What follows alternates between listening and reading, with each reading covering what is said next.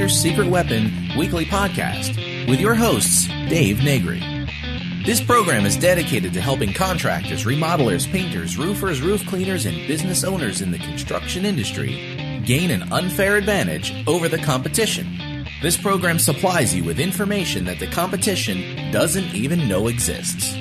This session brought to you by ContractorsSecretWeapon.com. Okay, hey, this is Dave Negri with Contractors Secret Weapon, and today I just want to thank you for being with us. And today we have a really fun, special guest. His name was Michael Mendez, and he's the founder of a multi-award-winning company of hobby board games, which he grew from a side interest into a multi-million-dollar business. And he has a great company. He has startup, growth, business management, and how to employ the right people. And I thought that today would be a great time to talk to Michael about his management skills for our contractors and service people, because having the right employees and trying to hire the right employees makes all the difference to the world. And so, Michael, I just want to thank you for being with us today and sharing your expertise. Oh, yeah. Thanks for having me, Dave. I appreciate it. And, I don't know about expertise, but I have some thoughts. They seem to work. So, well, that's good. An expert is just something somebody does over and over and over again, and they get some better results each time. All right. Let's do this. Let's do this. So you've probably, like everyone else, have gone through all the trials and tribulations of hiring people. And what are some of the key thoughts that you've put in place to help you attract the right people? So I have an unfair advantage when it comes to attracting the right people, because I make board games, physical board games like you play in real life for gamers. And so there's a set of people who fit into that category with a wide variety of skills.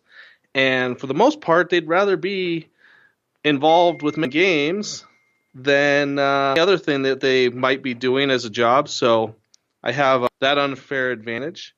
When it comes to executing that, I usually ask people from our audience, and we concentrate on being good to them and making good stuff. So yeah, that the attracting people, I don't know how to do that for others. That's for sure. So I mean, who would have thought that, years ago? I mean, I'm an old guy, so I never would have thought that you could actually make a decent and awesome living in the industry of games. Oh yeah. When I went to rent the office that we rent, the guy was the guy. We've been renting from him for 3 years now, and he's like, "Wait, you can make a living doing that?" And I said, "Well, I hope so, because I have been for a while." Okay, so I guess the key, I mean, if we broke it down, the key then to help you find the right people for your board games are people that are interested in that field. Yeah, and do that by going directly to our customers. That's not going to work for a lot of other people, but no, I guess not. Yeah, because they're not going to have the wide array of people to choose from. But it does, give you insight a little into looking into what to look for. Somebody that enjoys doing what they're doing, or looking for something else to do in addition to what they're already doing. But one of the things that you says that you help them. And of course, I guess that would be easy, because to help them become self-motivated in a sense. Right. Again, also cheating to win.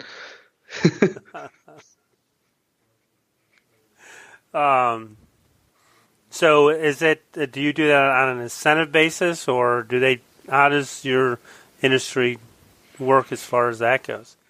Okay, and this is in relation to contractors mainly, right? Yeah. Okay. So what most of the going forward, for sure, yeah. But even looking backwards, many of the people that we have hired on a full-time basis have been based on the fact that they did good work when they were working with us as a contractor. And for the most part, we pay on so a lot of the contractors we work with are artists. So people are illustrating, drawing good-looking pictures, and then also artists who do graphic design, like a user interface for the physical world sort of thing, information design, and then making that look good as well. And so one of the things that these individuals have difficulty with from a lot of the people who hire them is getting paid on time. Okay. So someone did the work and we agreed to pay them X and there's not problems with the work, we pay them, right? It's not like, oh yeah, hey, thanks for sending me that invoice and we'll pay you in 60 days. Right. So I think that's helpful when you come back to the same person. And we just, while we're working with people, we make sure we try to evaluate whether we want to continue working with them, and we'll keep handing them more work as long as they're doing good work, right? Right. So makes sense. You just keep them motivated in that sense that the work they do is good and they get paid when they get finished with the work. Yeah, seems like a good plan to me. Yeah, well, it's always worked well for me. It's the ones that you hand them an invoice and they say, oh, yeah, we'll pay you. And you go, when? Oh, we'll promise we'll pay you. Yeah, I don't get that. That's no, I know. Just lack of integrity. So okay, let's talk about your board games now. Tell me a little bit about them. Do you do a specific niche, or do you do you said basically around hobbies, or? Sure. So it's not around hobbies, but it's hobby board games. So we are making board games for the gamer geeks out there, gamer nerds, right? So when I mention board games, a lot of people think Candyland, Monopoly, Risk. Yeah. Maybe they even think of Axis and Allies. So out of all those games I just mentioned, Axis and Allies, it came out maybe almost 30 years ago now. That is the kind of game that we make, except with 30 years of improvements. So games today that came out of our hobby niche, which other people might have heard of, are games like Settlers of Catan or Ticket to Ride or Pandemic or Carcassonne. Granted, I don't make any of those games, but those are some of the best sellers out of the area that we work in. So if I'm hearing you correctly, you've taken the older board games and you've digitalized them and made them newer and better? No, still physical board games. Still physical, okay. We don't deal with other people. We make new games that are in that type of game. Yeah. For people who think that bending an example of the kind of customers we have are people who get really excited when they bend a spreadsheet to do their will or their bidding, right? That's the kind of games we make. Games for people like that. All right, I just got lost because I'm not a detailed person when it comes to stuff like that. Well, that's cool.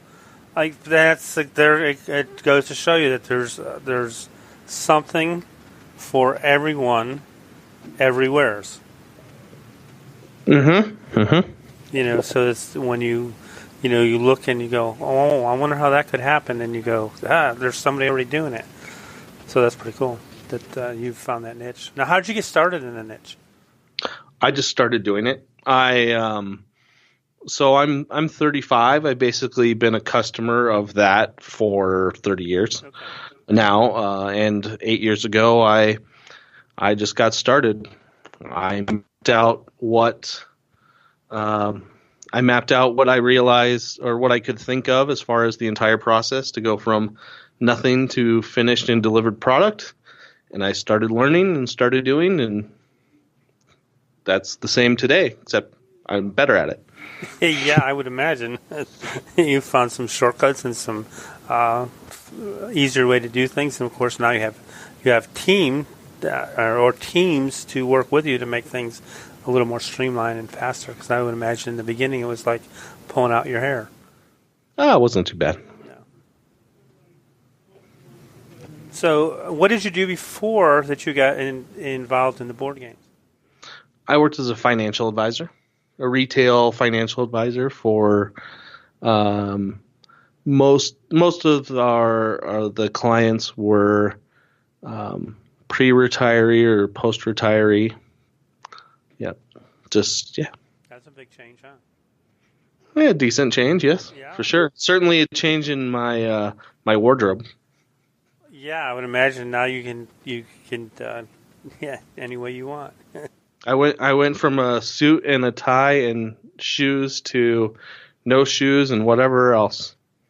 Right, because you didn't have to, in the beginning, you didn't have to go too far to the office.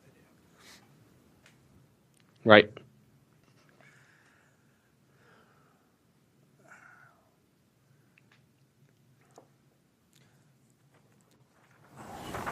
I'm having a hard time here. I can cut stuff out.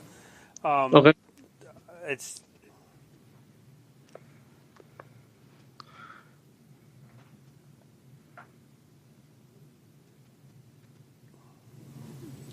so let's take your. I'm trying to go somewhere so we can help other people, in a sense, get a sense for some sort of a system for growth. Sure. Success. And this is for a company owner, or this is for these are for business owners. Oh, okay. So very good. Yeah, we're doing business owners, and I want to go. I'm gonna have to cut a bunch of stuff out, but I just want to go so that we can show them that every business it becomes successful because of the plan, not just slinging mud. There's a plan and a strategy. Sure. And Sure. So let's go. Okay, so let's go start here. And so, okay, hey Michael, let's talk about the system and your system for success, because every business has its strategies and systems. And what were some of the things that when you first started out, you realized that you had to start probably on paper first, and then draw it out, and then follow that Sure. plan. Right. So we have different methodologies and systems for different aspects of what we do. Do you want to go into like our product process, marketing, talent acquisition? Where do you want to start? Let's start with your product and how you thought about the process, and then how you took that product and you started the whole marketing process. Sure. To get it to market, and the different things that you did, because I'm sure it was more than one thing. Right. And so when it comes to the product, we make a physical game with various components, artwork, game design. So over time, our process has evolved such that we have multiple gates or checkpoints that any new potential game needs to go through before we devote work towards getting it to be the end finished product. So I'll start with those. The first thing we need to do is verify that the game is fun and it's interesting to us. If it doesn't pass through that, then that's the end of it. Right. And actually, before that, we receive a lot of submissions, but most of them come in as sell sheets. So it's like a one sheet where talk about what the designers expected, what they think the retail price would be, Okay. the amount of components, who the market is for, and some description, and then we would go on to a rule book and onto a prototype if it passes through those. Then we make sure it's fun. We make sure that more than just us think it's fun.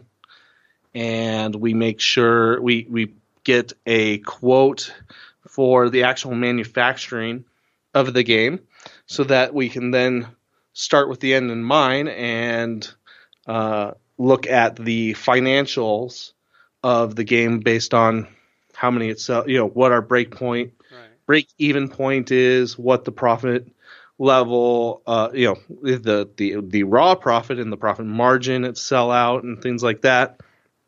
And if it passes through those gates, then we proceed to get a contract in place with the game designer. So we license the game from them, and we'll pay them royalties when we sell copies. So once those things are done, we can get into the real work, which involves game development somewhat. So playing the game enough times so we have enough understanding to make rules tweaks here and there that'll improve the game, getting artwork made, and so on, getting manufacturing done. Right? So that is our process. And the most important thing there is eliminating the games and or the products that don't make it through those gates. Because if they don't make it through the gates, we're just going to waste our efforts. Sure. For example, money, yeah, go ahead. No, yeah, just you're going to waste time and money. Right. And we have done things where we had a game, we thought that we had an agreement with the designer, not that we had one in writing, but we had a verbal agreement. Okay. Right. And then we did some development work. We come back and we say, yeah, okay, based on our development work, we want to sign it. And then they're not inclined. So we make sure we have the contract in place up front now. Yeah, I'm sure. Things like that. Yeah. That learning process. Yeah.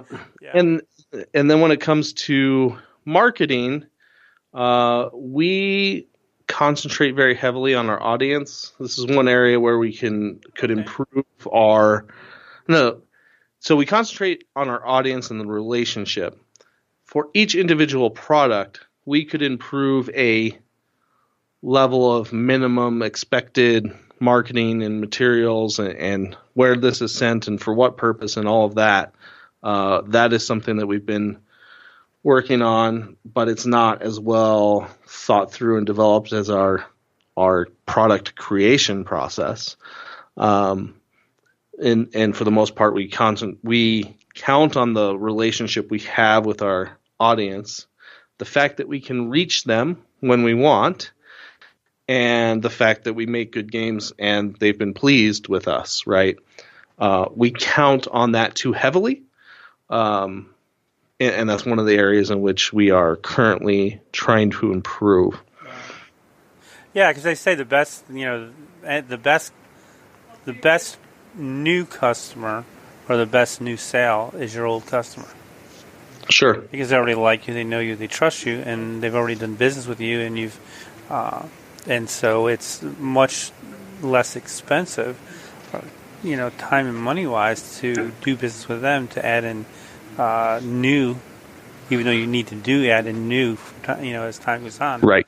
But your biggest, fastest influx of cash will be your previous customers. Right. Yeah. And then when it comes to people and like people that work at TMG inside of all of that, I happen to like Seth Godin, but not for the reason that most other people do. They like him for his marketing stuff. I think his marketing stuff is good, but it's very similar to where I am and what I understand before reading his his materials and stuff. So, but I appreciate his sense as a business operator, right? And he had some examples which really lead into the people side for me, right? Yeah. He has expressed that in general he's really uncomfortable with people working for him, right? People being employed by him. I think it has to do with worrying about being able to have enough profitable cash flow coming through to make sure those people's needs are met. and things like that. Yeah, I understand that, and I get that. When it comes to, so I think there's also a mindset, maybe not, and it might not even be the wrong mindset. I'm not trying to pass any judgment on this, but in some respect, I feel that if people at TMG felt that they worked for me and not for the company, then it's like I have to be the brain that operates all these arms, but these arms are other people, not, does that make sense? Yeah, no, yeah, it does, because it's like you've sort of like mastered the thought, and I don't know if we can call it mastered or whatever, but you've found that I'm acting as the little puppet. secret that a lot of business owners look for, and they look to actually get their employees to buy into what the overall vision of the company is. Not the vision, but the vision of the company. Where's it going to go? How can we make it better? It's not because, and then they're doing it for more or less the growth of the company, which they are the family of, in a sense, and not your employees. So, yeah, I do understand what you're saying.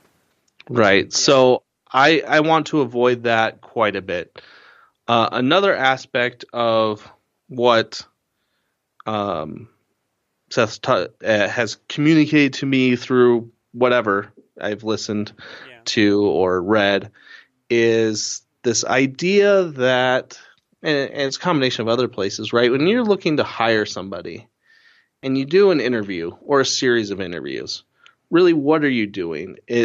You as potential employer and the person being interviewed as potential employee are sitting there in front of each other, smiling and essentially lying to each other to try to get the other one to do what they want, right? Yeah. And both of you want the same thing. You want the job to happen, right? But you want it for a different reason.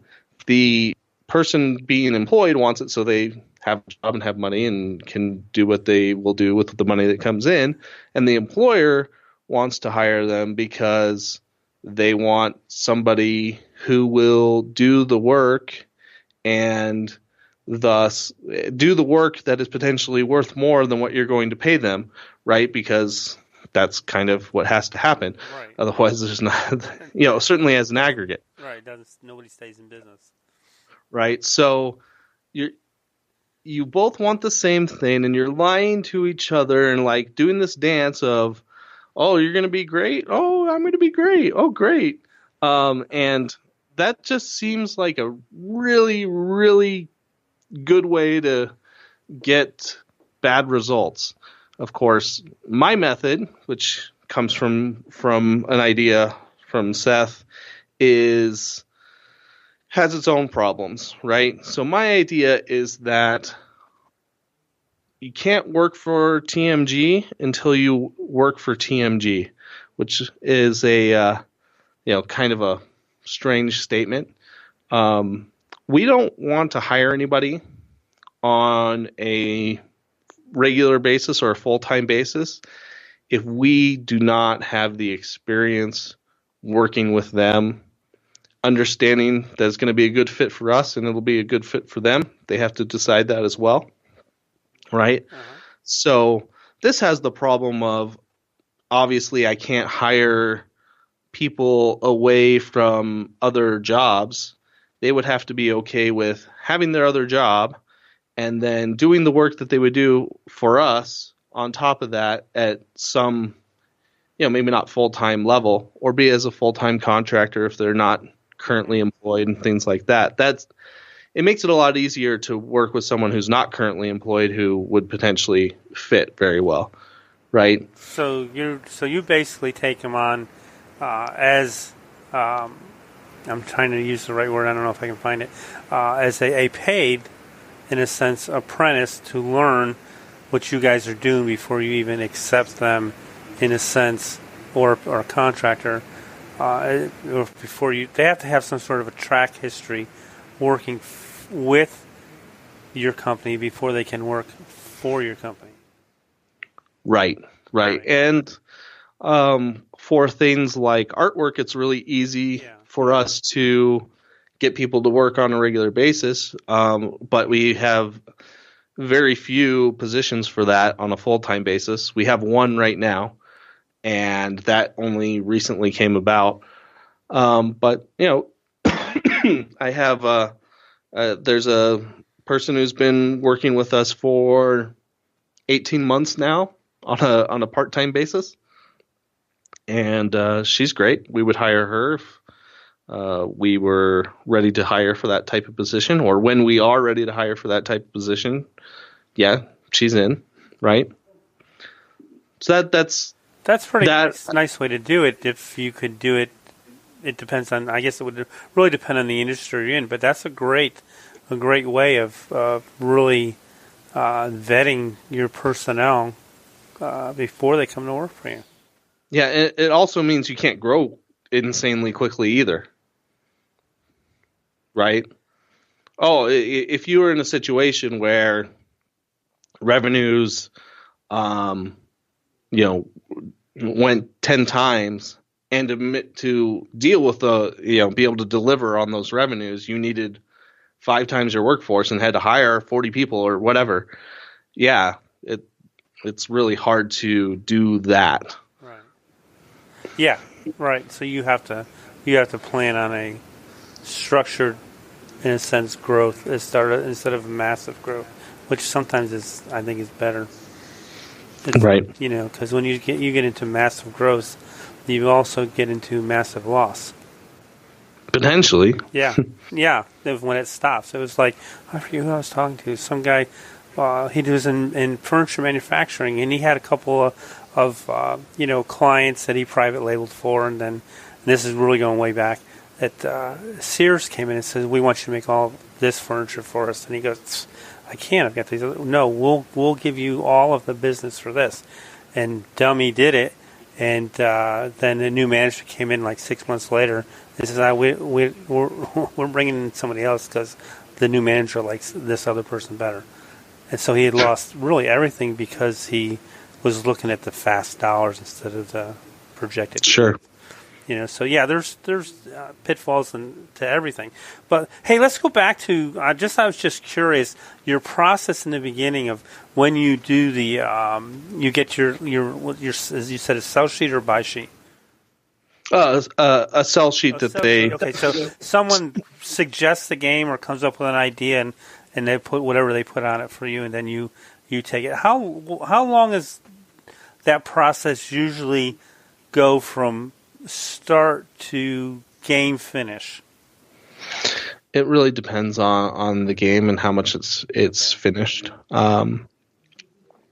There are points, because of making a game is a creative endeavor. Right.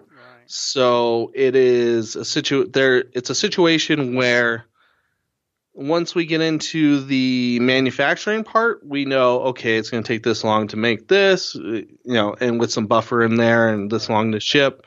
So a new game just starting manufacturing will be about 4 months to deliver. Okay. But getting to the point where it's ready to manufacture, it might be 3 months. It could be 18 months. Right. It really depends. Depends on negotiation and everything coming together the way everyone would like it to. I guess that would be the best way to say that.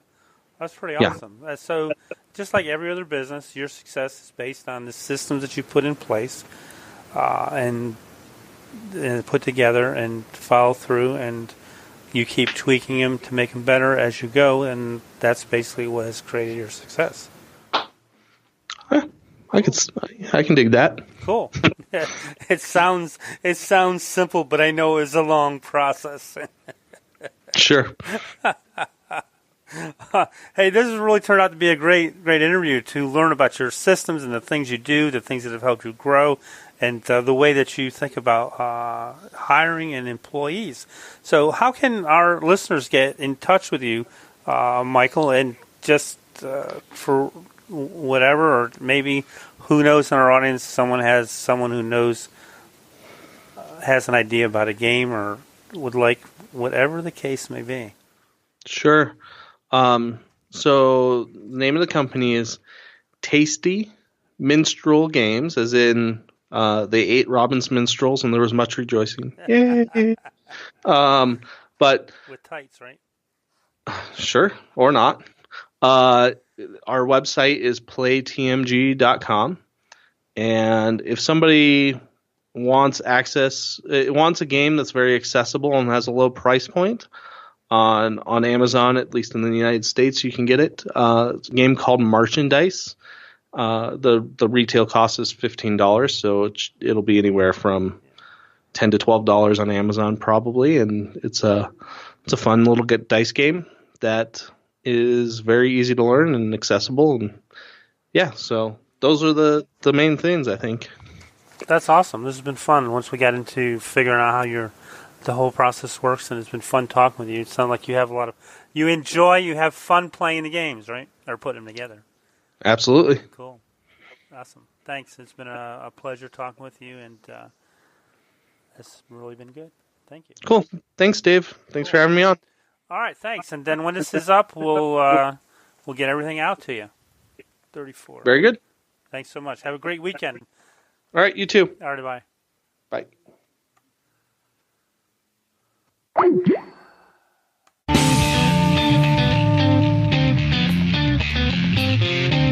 Thanks for joining us for another weekly episode of the Contractors Secret Weapon podcast with Dave Negri. We would love to hear your comments about this episode, so visit us online at www.contractorsecretweapon.com and let us hear your thoughts. If you are listening via iTunes, please leave us a positive review. The more positive reviews we receive, the more other contractors will benefit from this show. Thank you, and see you next time here on the Contractors Secret Weapon podcast.